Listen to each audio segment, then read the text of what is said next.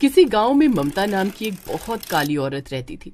उसकी एक बच्ची थी जिसका नाम पिंकी था। वो भी बहुत काली थी।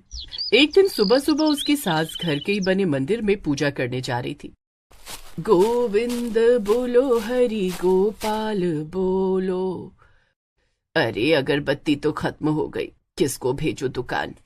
कलूटी को भेज देती हूँ। कलूटी, अरे ओ कलूटी। क्या हुआ दादी? दूर खड़ी रह मुझसे। वो देखो मैंने पैसे रख दिए हैं, उठा और जल्दी से अगरबत्ती लेकर आ। पिंकी दुकान पर जाकर अगरबत्ती ले आई और मंदिर के बाहर जमीन पर रख दी। तेरा काम हो गया ना, अब जा यहाँ से, मेरे सामने खड़ी मत रह। तू इतनी काली और भद्दी है कि भगवान भी आशीर्वाद देने नहीं आएंगे, मेरी पूजा खराब हो जाएगी। पिंकी की आंखें नम हो गईं। वो भागकर अपनी माँ के पास चली गई जो किचन में खाना बना रही थी। माँ, ना ही पापा हम लोगों से कायदे से बात करते हैं और ना ही दादी माँ। ऐसा क्यों है? क्योंकि हम दोनों काले हैं ना बेटा, हमारे देश में काले रंग की कोई इज्जत नहीं होती। तो क्या मैं बिल्कुल भी अच्छी नहीं दिखती माँ? अरे नहीं पिंकी, मेरी बेटी तो इस दुनिया की सबसे खूबसूरत बेटी है। कुछ ही दिनों बाद जन्माष्टमी का त्योहार आने वाला था। शाम को पिंकी जब गांव में इधर उधर घूम रही थी तब चारों तरफ कृष्ण भगवान की मूर्तियां उसे दिखाई दे रही थी। रात में उसने अपनी माँ से कहा, माँ, इस बार जो अपने गांव में झांकी होने वाली है उसमें राधा मैं बनूंगी। हाँ पिंकी बेटा, इस बार राधा तू ही बनेगी।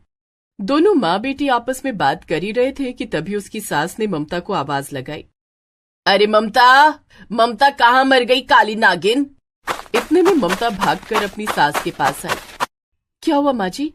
मैंने तुझसे कहा था कि बाथरूम में मेरे इतने सारे गंदे कपड़े पड़े हैं, उन्हें धो देना, पर अभी तक तूने कपड़े नहीं धोए। मेरी बेटी आने वाली है, क्या सोचेगी वो? पूरा घर भी साफ करना है। अपनी माँ को इस तरह से जलील होता देख पिंकी को बहुत बुरा लगा। उसकी आंखों से आंसू निकल आए। दादी माँ, मेरी माँ के साथ ऐसा मत करो, हम दोनों मिलकर जल्दी जल्दी कपड़े धो देंगे और पूरा घर भी साफ कर देंगे। तुम दोनों एक साथ एक जगह पर ना रहा करो, पूरे घर में अंधेरा हो जाता है। जल्दी से दोनों लोग अपनी काली काली शक्लें लेकर यहाँ से निकलो। कल सुबह जब मैं सोकर उठूं तो पूरा घर साफ चाहिए, क्योंकि जन्माष्टमी भी 2 दिन बाद है। ममता रात में सारे कपड़े धोने लगी। पिंकी भी झाड़ू लेकर घर का जाला साफ करने लगी, लेकिन उसकी माँ ने उसे रोक दिया। अरे पिंकी बेटा, रहने दो तुम, अभी तुम बहुत छोटी हो, मैं साफ कर दूंगी। नहीं माँ, मुझे इस तरह आपको मेहनत करता देख बहुत बुरा लगता है। तो इस तरह रात भर में उन दोनों ने मिलकर पूरा घर साफ कर दिया। पिंकी घाघरा चोली पहनकर राधा बनने की कोशिश कर रही थी, लेकिन तभी उसकी सास वहां पर आ गई। ये सब क्या नौटंकी कर रही है कलूटी? अरे सासू माँ, इस बार पिंकी राधा बनेगी जन्माष्टमी में। इतना सुनकर ममता की सास जोर जोर से हंसने लगी। ये कलूटी राधा बनेगी? अगर ये बात भगवान कृष्ण ने सुन ली तो वो तो दोबारा मर जाएंगे। इससे खूबसूरत तो राधा की दासियां रही होंगी। आहा, ये भी मैंने बहुत बड़ी बात कह दी। तेरी बेटी से ज्यादा तो खूबसूरत राधा की दासियों के चप्पल होंगे। उसकी सास पिंकी को ताने मार ही रही थी कि तभी अचानक किसी ने घर का दरवाजा खटखटाया। मेरा मुंह क्या देख रही हो तुम? जाओ देखो कौन आया है। ममता ने जाकर दरवाजा खोला तो बाहर उसकी ननद थी। उसकी ननद के बच्चे भी थे, एक लड़का और एक लड़की जो कि बहुत गोरे थे। और मम्मी कैसी हो? कितनी पतली हो गई हो? भाभी खाना वाना नहीं देती क्या? इन दोनों माँ बेटी का काला रंग देखकर मेरा वजन हल्का होता रहता है। अब तुम लोग आ गए हो तो थोड़ा घर में रोशनी रहेगी, वरना इनके काले रंग ने तो सब बर्बाद ही कर रखा है। तो इस तरह ममता की ननद का राज उस घर में चलने लगा। उसकी ननद और ननद के दोनों बच्चे बहुत ही गोरे थे। खैर अगले दिन, ए काली लड़की, इधर आना जरा। मेरा नाम काली लड़की नहीं, मेरा नाम पिंकी है। तुम्हारा नाम पिंकी नहीं, तुम्हारा नाम तो कोयला होना चाहिए। हम दोनों को घोड़े पर बैठना है, जल्दी से घोड़ा बन जाओ। तुम दोनों मेरे ऊपर बैठोगे? और नहीं तो क्या, घोड़े के नीचे बैठा जाता है क्या? एक नंबर की पागल ही हो तुम। तुम्हारी माँ भी पागल, तुम भी पागल, काले लोग होते ही है पागल। चल जल्दी से घोड़ी बन, हमें खेलना है। पिंकी घोड़ा बन गई, चिंकी उसके ऊपर बैठ गई। इसके बाद चिंकी का भाई विकी बेल्ट से उसको मारने लगा। उसे बेल्ट मारता देख ममता ने देख ली। वो भागकर उसके पास आई। पिंकी का हाथ ममता ने पकड़ा और वहां से चली गई। विक्की, हमारी काली घोड़ी चली गई। माँ, कहाँ हो तुम? मेरी काली घोड़ी कहाँ गई? वहीं दूसरी तरफ ममता अपनी बेटी को डांट रही थी। पता नहीं कब तक हमारा जीवन ऐसे ही चलता रहेगा। अगर इन लोगों को काली लड़की पसंद ही नहीं थी तो मुझसे शादी ही नहीं करनी चाहिए थी। हे कृष्ण भगवान, तू ही कोई मदद कर। खैर, अगले दिन जन्माष्टमी का दिन आ ही गया, जिसका सभी को इंतजार था। सभी लोग राधा कृष्ण की भक्ति में लीन थे। सभी रात होने का इंतजार कर रहे थे। ममता की ननद ने अपने दोनों बच्चों को राधा कृष्ण बनाकर तैयार कर दिया। वहीं दूसरी तरफ ममता ने भी अपनी बेटी पिंकी को राधा बनाकर तैयार कर दिया। श्याम रंग में पिंकी बहुत खूबसूरत लग रही थी। घर के बाहर आंगन में बहुत ही खूबसूरत झांकी सज चुकी थी। पूरा गांव वहां पर इकट्ठा था।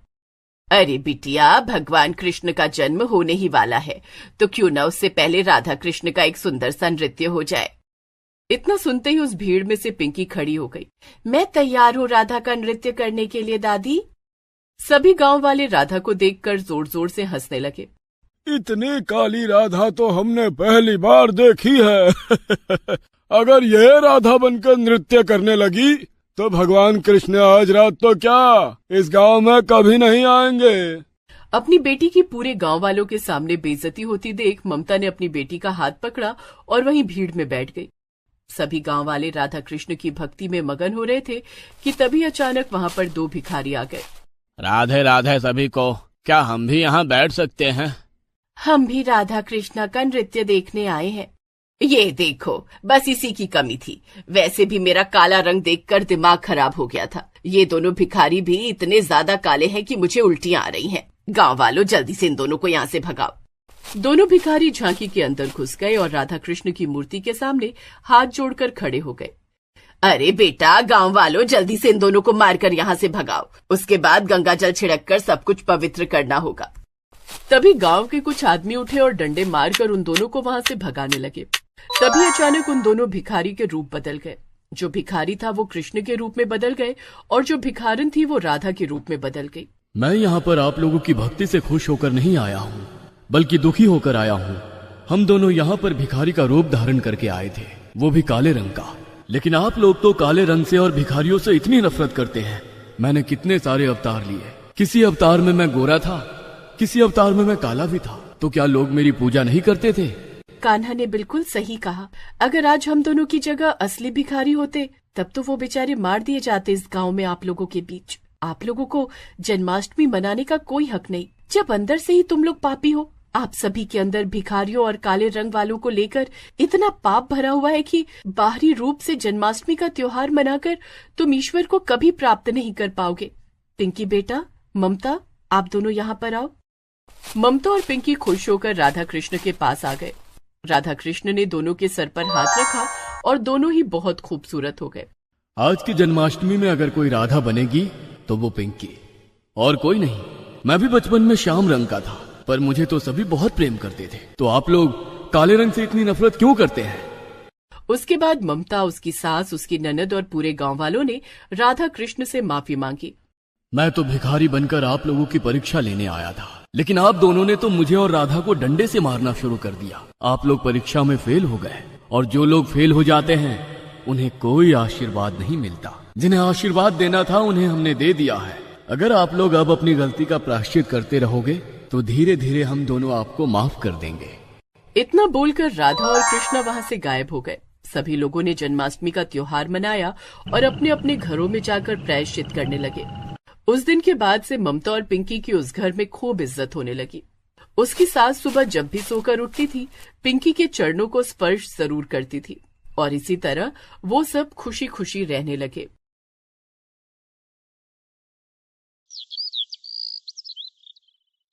रामकली अपने बेटे अशोक और अपनी पोती पिंकी के साथ एक झोपड़ी में रहा करती थी। अशोक की बीवी का देहांत पिंकी को जन्म देते ही हो गया था। रामकली ही उसका पालन पोषण करती। वो अशोक पर दूसरे विवाह के लिए जोर डाला करती थी। अशोक, नैना को गए हुए कई बरस हो गए, तू अकेला बैठा रहता है। मैं चाहती हूँ कि तू दूसरी शादी कर ले। नहीं माँ, मैं शादी नहीं करूँगा। तू आखिर शादी क्यों नहीं करना चाहता? माँ, मैं पिंकी की माँ से बहुत प्यार करता था। उसकी जगह मैं किसी को नहीं दे सकता। अब उसकी यादों के सहारे ही जीना है। उसकी यादें ही बहुत है मेरे जीने के लिए। माँ, आखिर शादी करने में हर्ज क्या है? तू अपने लिए ना सही, पिंकी के लिए तो सोच। माँ, मैं पिंकी के लिए ही सोच रहा हूँ। अगर कोई दूसरी औरत आई और उसने पिंकी को माँ जैसा प्यार नहीं दिया तो उसकी और मेरी जिंदगी बर्बाद हो जाएगी। हर औरत ऐसी नहीं होती बेटा, मेरा क्या है, आज हूँ कल नहीं। नहीं माँ, मैं पिंकी के साथ कोई रिस्क नहीं लेना चाहता। रामकली अशोक को शादी के लिए हमेशा फोर्स करती रहती थी, पर अशोक मानता नहीं था। रामकली को कृष्ण भक्ति में बहुत विश्वास था। वो पिंकी का ध्यान रखने के साथ साथ कृष्ण भक्ति भी किया करती थी। उसने अपने घर में एक छोटे से बाल गोपाल बिठा रखे थे। वो उन्हें नहलाती, सुलाती, खाना खिलाती और उनका पूरा ध्यान रखती थी। अशोक, आज राशन खत्म हो गया है, शाम को बाजार से राशन लेकर आना है। माँ, अभी तो मेरे पास पैसे नहीं है और जहाँ मैं काम कर रहा था उस कारखाने वाले ने मुझे नौकरी से भी निकाल दिया। तू फिक्र मत कर, ठाकुर जी सब भला करेंगे। माँ, क्या ठाकुर जी भला करेंगे? ठाकुर जी तो वैसे ही तुम्हारे भरोसे रहते हैं। तुम ही उनको नहलाती हो, तुम ही सुलाती हो, तुम ही खिलाती हो। अगर ठाकुर जी की इच्छा ना हो तो मैं कौन हूँ इनका साज श्रृंगार करने वाली। तभी वहाँ भागी भागी पिंकी आ जाती है। वो आकर दूध मांगने लगती है, पर घर में तो दूध होता ही नहीं। तो रामकली ठाकुर जी से पूजा करने बैठ जाती है। तभी वहाँ एक आदमी आता है। कोई है घर में? हाँ, दादी हैं, वो पूजा कर रही हैं। आप कौन? ये लो बेटा, दूध का डोल पकड़ लो। पर हमने तो दूध नहीं मंगाया अंकल। मुझे पता है बेटा, पर मैं जहाँ दूध देता हूँ वो गांव गए हुए हैं, तो उनके हिस्से का दूध मैं तुम्हें दे जा रहा हूँ। अगर मैं इसे घर लेकर जाऊंगा तो ये खराब हो जाएगा। इससे अच्छा है कि तुम इसको पी लो। अभी रुको अंकल, मैं अभी दादी को बुला कर लाती हूँ। पिंकी दादी को बुलाकर लाती है, पर दरवाजे पर कोई भी नहीं होता। तब वो दादी को सारी बात बताती है और दादी समझ जाती है कि ये सब ठाकुर जी की कृपा है। पिंकी, तुझे दूध पीना था ना? हाँ दादी माँ। ये ले, ठाकुर जी ने दूध भिजवाया है। वो कभी अपने भक्तों को भूखा नहीं रहने दे सकते। पिंकी दूध पीकर सो जाती है और रामकली ठाकुर जी की सेवा में लग जाती है। समय व्यतीत होता जाता है और बरसात का मौसम शुरू हो जाता है। अशोक रामकली से काम के सिलसिले में शहर से बाहर जाने के लिए कहता है। माँ, कहीं से काम के सिलसिले में फोन आया है। मुझे दूसरे शहर में काम ढूंढने के लिए जाना होगा। पर बेटा, मौसम बहुत खराब हो रहा है। मौसम का क्या है माँ, आज खराब है तो कल सुधर भी जाएगा। पर अगर नौकरी हाथ से निकल गई तो मुश्किल हो जाएगी, क्योंकि वैसे ही खाने के लाले पड़े हुए हैं। जैसा ठाकुर जी रखेंगे वैसा तो रहना ही पड़ेगा ना। माँ, मैं ये सब नहीं जानता, बस मुझे दूसरे शहर जाना है। अपना और पिंकी का ध्यान रखना। ठाकुर जी सबका भला करे। जा बेटा, तुझे सफलता मिले। अशोक रामकली का आशीर्वाद लेकर शहर की तरफ चल पड़ता है। थोड़ी देर बाद ही मूसलाधार वर्षा होती है और बारिश रुकने का नाम नहीं लेती। माँ, बिजली कड़क रही है, बहुत डर लग रहा है। देखो ना, पानी भरने लगा है झोपड़ी में। तुम मेरे साथ इस पलंग पर बैठ जाओ। पिंकी रामकली के साथ बैठ जाती है, पर बारिश रुकने का नाम नहीं लेती और घर का सामान पानी में तैरने लग जाता है। पानी उनके घुटनों तक आ जाता है। बेटा पिंकी, अब तो हम फंस चुके हैं। पानी पूरी तरह से घर में भर गया है। दादी माँ, अब हम क्या करें? आज तो कृष्ण जन्माष्टमी है। हाँ बेटा, आज तो ठाकुर जी का जन्मदिन है। पूरी रात बैठे बैठे ऐसे ही निकल गई। चल, ठाकुर जी को नहलाकर तैयार कर उनका जन्मदिन मनाते हैं। पर दादी माँ, सब कुछ तो पानी में बह रहा है। जब ठाकुर जी हमारे साथ है तो ये पानी हमारा कुछ नहीं बिगाड़ सकता है। रामकली ठाकुर जी को अपनी गोद में उठाकर और दूसरी गोद में पिंकी को उठाकर झोपड़ी से निकल जाती है। उसके निकलते ही झोपड़ी ढह जाती है। रामकली ठाकुर जी को अपनी गोद में लेकर एक मंदिर की सीढ़ियों पर बैठ जाती है, जहाँ पानी नहीं चढ़ा होता। दादी माँ, आप यहाँ पर क्यों आई? और ये ठाकुर जी आपकी गोद में क्या कर रहे हैं? ये हमारे साथ हैं, तभी तो हम सुरक्षित हैं। इनके होते हुए हमें किसी तरह की फिक्र की जरूरत है ही नहीं।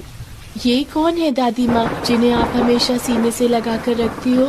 यही तो है हमारे, और हम इनके बिना तो एक पत्ता भी नहीं हिलता। आज हम इनका जन्मदिन कैसे मनाएंगे दादी माँ? रामकली ठाकुर जी और पिंकी को लेकर मंदिर की सीढ़ियों पर उनसे बात कर रही थी कि तभी कहीं से एक चील उड़ती हुई आई और एक कपड़ा उसके ऊपर गिराकर चली गई। ये देखो पिंकी, ये रहे ठाकुर जी के नए वस्त्र। हम उन्हें नए वस्त्र पहनाते हैं और ये जो डाली पर फूल लगे हैं, इससे हम इनका श्रृंगार करेंगे। रामकली और पिंकी दोनों ठाकुर जी का कृष्ण जन्माष्टमी के उपलक्ष्य में श्रृंगार करती हैं। पिंकी को थोड़ी देर में नींद आ जाती है और वो अपनी दादी की गोद में सो जाती है, पर थोड़ी ही देर बाद उसका बदन तपने लग जाता है और उसे जोर का बुखार हो जाता है। हे भगवान, ये क्या हो गया? पिंकी को तो बहुत तेज बुखार है और मेरे पास कोई साधन भी नहीं जो इसको डॉक्टर के पास लेकर जा सकूं। कुछ समझ नहीं आ रहा क्या करूं। पिंकी, पिंकी, आंखें खोल। पिंकी आंखें नहीं खोलती बल्कि ठंड के मारे कपकपाने लग जाती है। रामकली डर जाती है और कृष्ण जी से प्रार्थना करती है कि पिंकी को ठीक कर दे। हे प्रभु, ये आपकी कैसी माया है। इस बाढ़ में कोई रास्ता नहीं, कोई उम्मीद नहीं, और पोती को इतना तेज बुखार। इसके अलावा और क्या है मेरे पास। इसके साथ समय व्यतीत कर लेती हूँ। आज आपको इसकी महिमा बताई और आज ही आपने इसको इतनी तेज बुखार दे दिया। अब मैं आपको इसको सौंपती हूँ, चाहो तो इसको ठीक कर दो, बाकी आपकी इच्छा। रामकली सब कुछ कृष्ण जी के ऊपर छोड़कर कृष्ण भक्ति में लीन हो जाती है। तभी वहाँ एक आदमी आता है और रामकली से पूछता है कि वो यहाँ पर क्या कर रही है। माँ जी, आप इस बेटी को और ठाकुर जी को लेकर मंदिर में क्या कर रही हैं? क्या बताऊं बेटा, मेरा बेटा परदेस गया हुआ है और पोती को तेज बुखार है। मैं उसको खबर भी नहीं कर सकती और हमारी झोपड़ी भी टूट गई है। इस बाढ़ में सब कुछ तहस नहस हो गया है। अब मैं अपने बेटे को खबर करूं भी तो कैसे। आप फिक्र मत करिए, मैं आपके बेटे को फोन मिला देता हूँ। आदमी अशोक को फोन मिलाता है। बेटा, पिंकी को तेज बुखार है, जल्दी से जल्दी आ जा, और हमारी झोपड़ी भी टूट गई है।